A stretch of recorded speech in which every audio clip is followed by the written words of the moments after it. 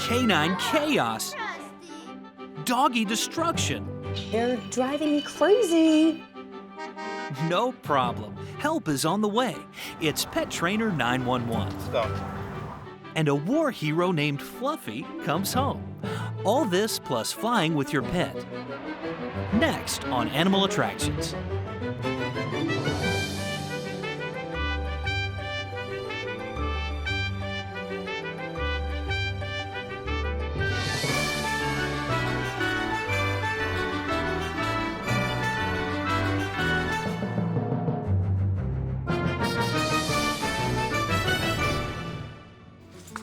Hi, I'm Megan Blake. Welcome to Animal Attractions, the show about the deep affections people have for their pets. I'm Alex Boylan, and this is my dog, Zulu.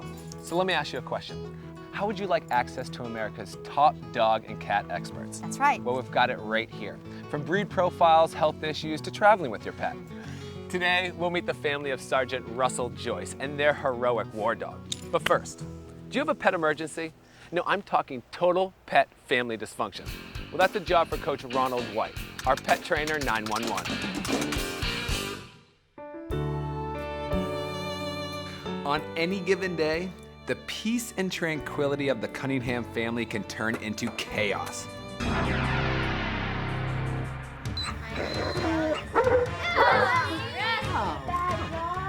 Why did you let them in? You have to see them because they make a disaster. They're driving me crazy. Running a household that includes 6 kids can be challenging enough, but add in 2 badly behaving big dogs and the result is not a pretty picture. They're good-natured, they're sweet dogs. That's why we got golden retrievers, because they're great with kids. Yet, though, a lot of the time our kids couldn't enjoy them because they weren't well trained to be inside. And some of that might be our fault.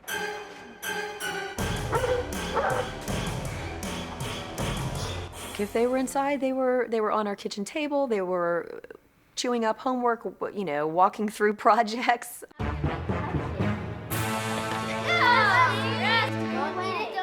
It just didn't work. And also they weren't potty trained, so you could get a mess if they came in. Bad dog. No. Ew, Rusty.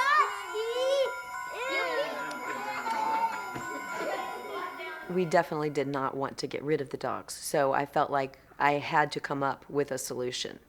And that's when I called Ronald.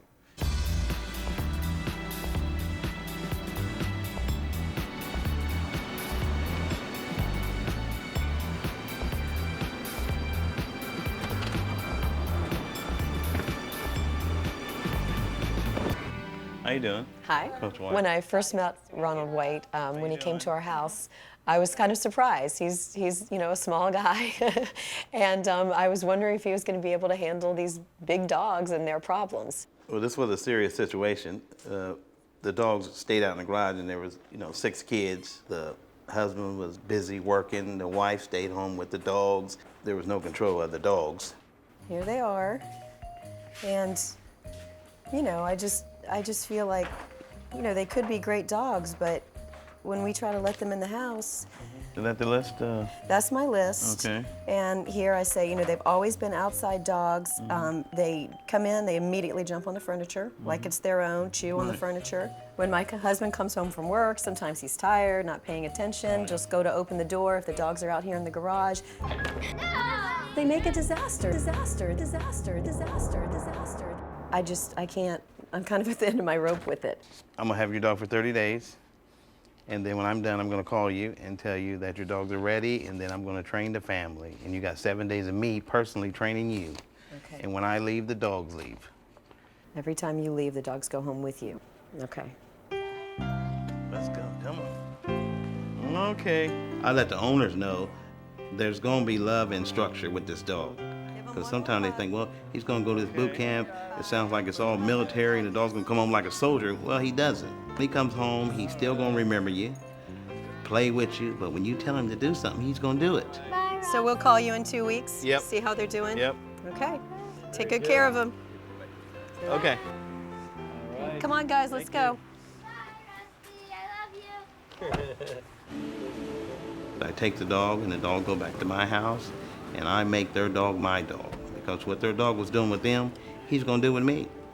So all we do is just play with the dog, love on him, feed him, and then the dog starts doing those things that were on the list. And then after 7 or 8 days, it's downhill. It's time to go to training. Ron's training, while effective, is deceptively simple. One of his favorite methods of civilizing unruly dogs is to tether them while inside, allowing them some limited freedom of movement while acclimating them to family life. Y'all want eggs or cereal? When he comes to my house, the dog is able to hang around with us, and my kids can tell the dog what to do. My wife gets used to a new dog, and the dog's just around us. This afternoon I have a yearbook meeting, so. When he comes to my house, I let him wear a leash, because a leash to a dog is like having your shoes untied. He can't move good. So what he'll do, he'll step on it, or it'll be between his legs, but he won't run through the house no more. And that gives you quick access to him. Sometimes we get a dog at the house that wants to eat everything. So what we do, we set the dog up to fail. We'll take something and set it on the table and let the dog see it. I'm watching him, he's watching me, but he'll still go up there and do it because he's used to doing it at home. Leave it. Leave it. And then hope that he gets it again, because the more you get him, the better he'll be. And then once a week, I'll take him through that same training.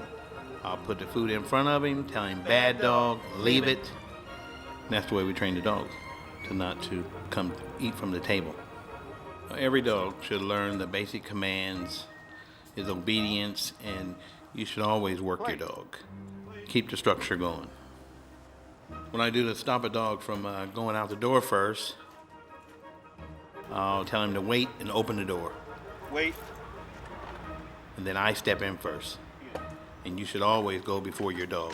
I'm the leader. The dog is the follower. Okay, we're getting ready to go home.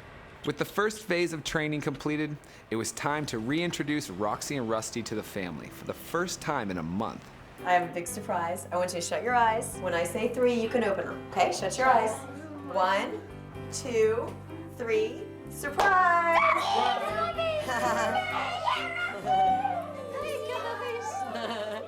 When they first came back, it was a huge improvement. The dogs really behaved. They seemed so much calmer. It was really unbelievable. They didn't jump all over everyone, push over the kids. Even though they were the same age, they behaved in a way as if they were a little older. I never expected so much success. It takes me 30 days to train a dog. But when I take the dog back home, the hardest part is training the owners. If it's going to work, everybody has to be trained. So when you tell your dog to heel, heel means to walk. You tell him heel, stop, sit, down. When you walk, you say heel. And you tell him place, time out.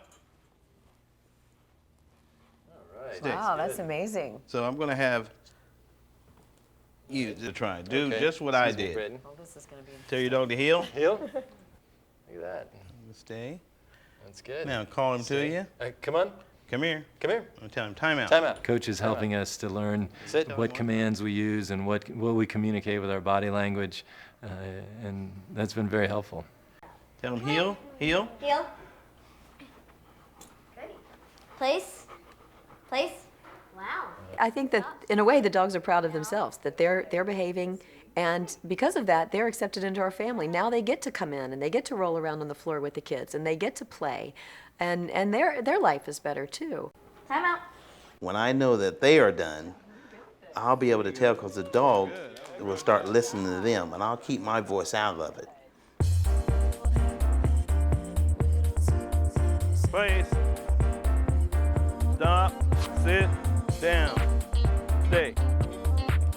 Before Ron finally returns the dogs home, another essential aspect of the training is getting them accustomed to staying calm and obeying commands while outside and in public. Place. We'll take them out to a restaurant or a store or a car lot for the dog to get used to being around people. Down. Stay. Hi, how are you? All right, how you doing? Good. I cute puppy. Your dog is so well Oh, behaved. thank you. Thank you. If I can get you anything, just let me know. Okay. I want him to be obedient. I want him to sit down and stay when I sit down. And when the lady waits on me or somebody come past me, I don't want my dog jumping up on them. With the family fully trained and prepared, Roxy and Rusty get to go home for real. Come on, let's go. Looking back on this whole experience, it's pretty unbelievable to think how they were before, their whole life before, and how our life is now with them. Because now they're part of our family. Now the older kids can all walk the dogs, they can control them, and it's very easy for us as well. They listen to our commands. It's very exciting. Probably the biggest benefit of all of this is that now these dogs that I have are dogs that I would have loved to have had my whole life. When I was a little girl, I would have loved to have had a dog that was always there with me, could go anywhere with me, was, you know, my best friend. And now I have it and my kids have it. And it's definitely been worth it.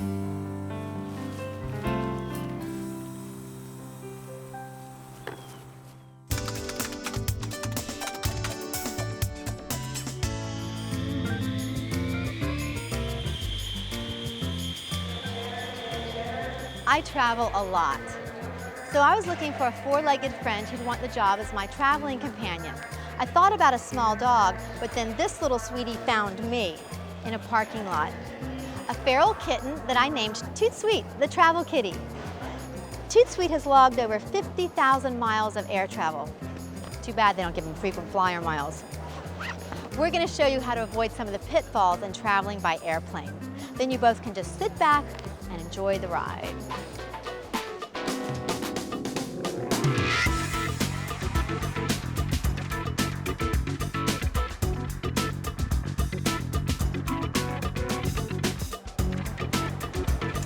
Curbside check-in is not allowed with a pet. You have to go inside. I'm fine, thank you. I have a cabin pet with me today. Oh, okay. Where are you going? I'm going to Dallas. Toot Sweet gets his own special ticket, but it doesn't have his name on it. It says excess baggage. Just like your carry-on luggage, the size of your crate is critical, and your cat must fit in it comfortably. But every airplane has its specific requirement. Toot. Airlines only allow a certain number of cabin pets per flight, which means your pet will be flying with you in the cabin and not down below with the luggage. So you have to book your reservation in advance over the phone. You can't book on the internet if you're flying with a pet. By the way, now for the big surprise. When you get to security, Kitty comes out of the box. But it's not a big deal if you're organized. All you have to do is remain calm and the cat will take his emotional cues from you.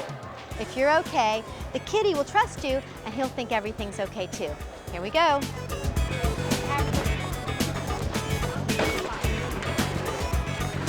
First, place your carry-on on the security belt. Then take the cat out of his box and put his crate on the belt. To make the cat feel as secure as possible, hold him against your body with his claws facing away from you. Have a light grip around his two front paws, so if he panics, he can't whip around and climb you like a tree. And I trim his claws the night before.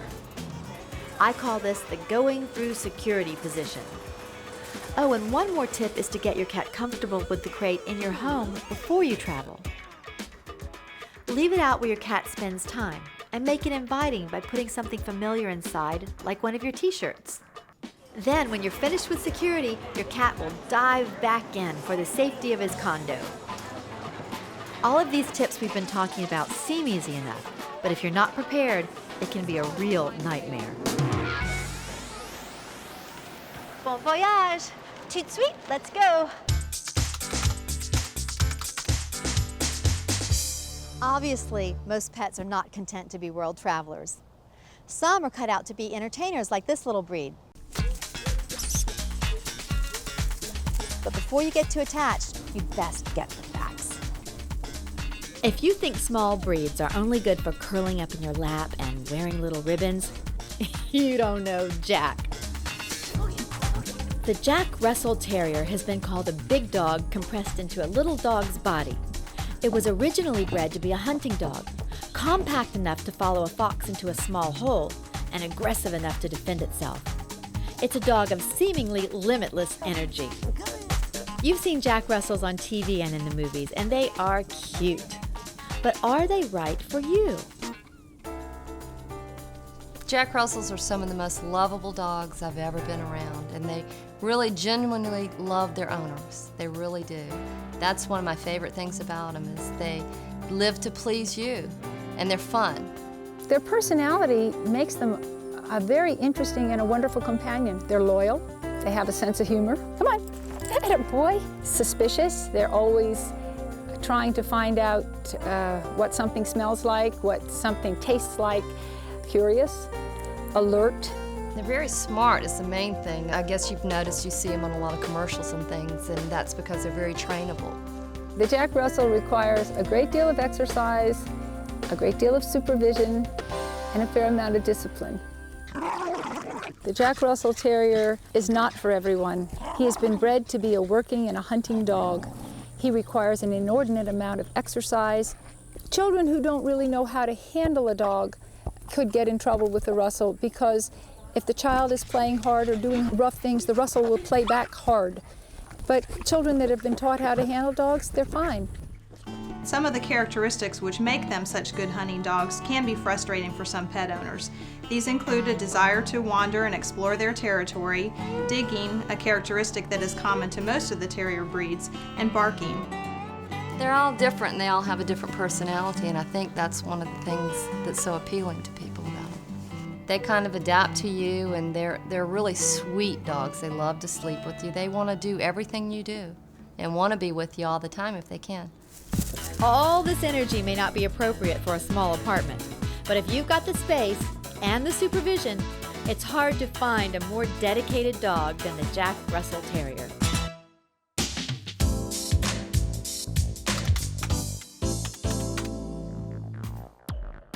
We all love kissing our pooches, but before you get too carried away, there are a few things you might want to know.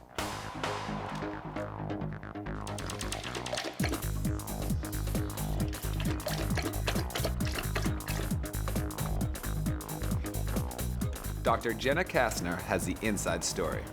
Dental care is really something that's overlooked in our pet's health. The food that gets trapped between your pet's teeth can cause plaque and gingivitis, which means inflammation of the gums. That's sometimes what you see when they're red and inflamed. That can lead to tooth decay and pain when they're chewing. Additionally, the bacteria that causes all that can go through their bloodstream and seed to other places of their body, like their heart, their lungs, or their kidneys. So overall, it's one of the best things that you can do at home to ensure that your pet lives a long, happy life. The best thing that you can do for your dog's teeth is brush them. I know it sounds a little crazy and not everybody thinks that they can do it, and it might take a little work, but it really is worth a try. Good girl. You just start with a dog toothpaste, because you don't want to use the human kind because it can give your dog an upset stomach, and it comes in nifty flavors like poultry and beef and that kind of thing, so they like it. If you just take a little bit and you put it on your finger, you just start by rubbing your finger along their teeth. Eventually you can graduate and they make little finger brushes that you can put on your finger, and eventually you might even be able to get to a toothbrush. And you just kind of think about it like you're doing your own teeth and try to get everywhere you can. It's not a perfect system, and you do it as much as you can. Ideally, it would be great if you could do it once a day, but you know, that's probably not for everybody, but as much as you can do, it really does make a difference. Set a realistic goal for yourself, maybe once a week, maybe twice a week. That would be great. So make your schedule and get started, and the result will be a longer, happier, healthier life for your pet.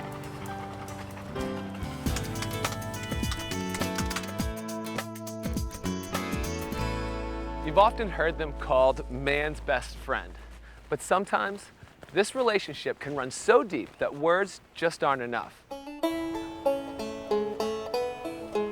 A man and his dog spending quality time together. Nothing that would make you sit up and take notice. Yet these are moments that Sergeant Russell Joyce doesn't take for granted. And this is not an ordinary dog. Like his owner, Fluffy is an American war hero.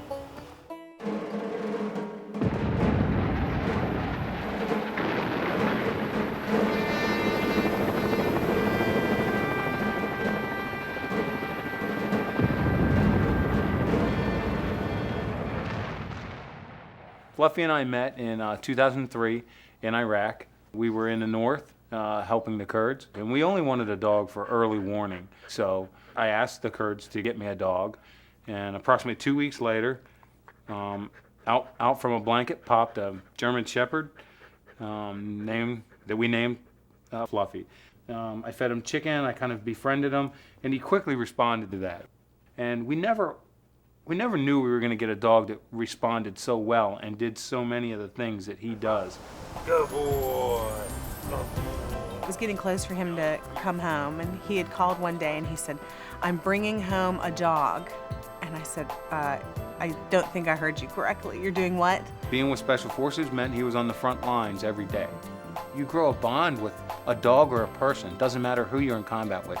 You grow a bond with these people, and mine was with him, and I didn't want to see him left behind. I was just very shocked and a little bit nervous. And of course, when he brought home Fluffy, it was a totally different story. I mean, there was this, what was supposed to be a hardy German Shepherd in my mind was just this thin, scared animal that just obviously needed a lot of love and attention. It was never my intentions to bring him to my house, but once this unfolded, the way the chain of events did unfold, he was coming to my house and there was no question about it. When we first got him, I really didn't want him. I was like, he's gonna bite me, stuff like that. I was so scared of him. We take him to the military police and the civilian police canine units because I'm not a dog handler. And the U.S. War Dogs, they've done immaculate with helping us out through his rehab. Well, the first day Fluffy came home, Elise and I were in my room, we were watching a movie, and my dad let him run around the backyard. And I think my dad was more nervous to have us meet him first because he was like, don't run, don't make any sudden movements, he could do this, he could do that. So we have to do a lot of things in our house that's not normal, that people take for granted, having their pets and having friends over. My daughters don't have friends over. If they do, it's really choreographed.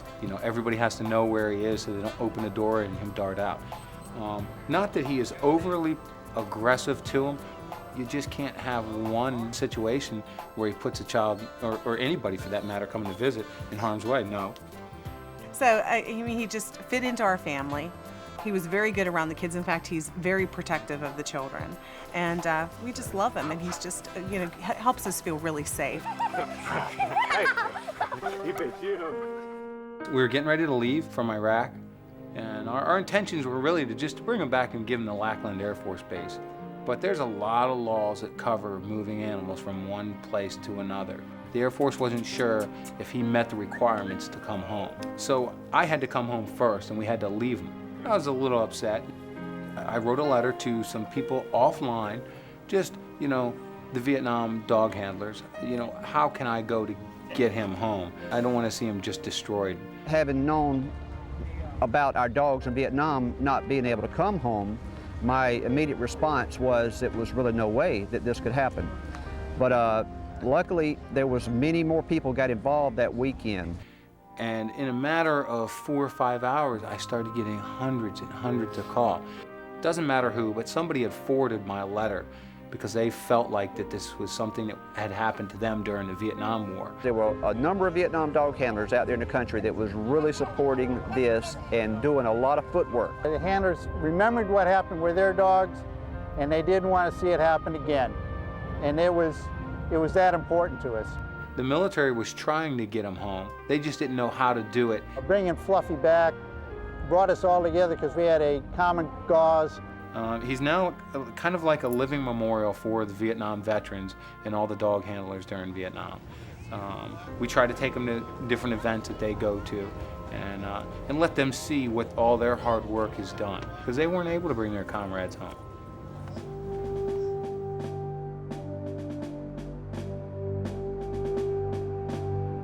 The signs on the wall are the kennel signs of the dogs that died in combat. There were a little over 400 of these dogs that were killed in action in the Vietnam War. But this total number around me is the 3,400 that for whatever reason did not leave Vietnam. Every dog in Vietnam had his name and his 4-digit ID number that was on a kennel sign. Look, they're smoking. So I started cutting out the 4,000 signs to represent each dog that served in the Vietnam War. There were only 204 surviving dogs of the over 4,000 that served. Rest easy, little buddy. But the tragic story of the dogs used was the 3,400 kennel signs here that either died of disease or we gave to the South Vietnamese Army or was destroyed at the end of the war because they were considered surplus equipment. When we go to an event and there are Vietnam vets there, we always thank them for their service. And I let Fluffy go over there to kind of say thank you to them too. And it's pretty hard because you see how choked up they get and how hard it is that because they're remembering their dogs when they're touching him. Good boy. It's kind of like you leaving your house saying, I'm going to go into a hostile situation and I'm going to bring my favorite pet. As much as they are equipment to the military, they are the handler's comrade. They were more than just a tool. They were part of us. So when you want to say what his duties were, everybody always asks, what did he do? What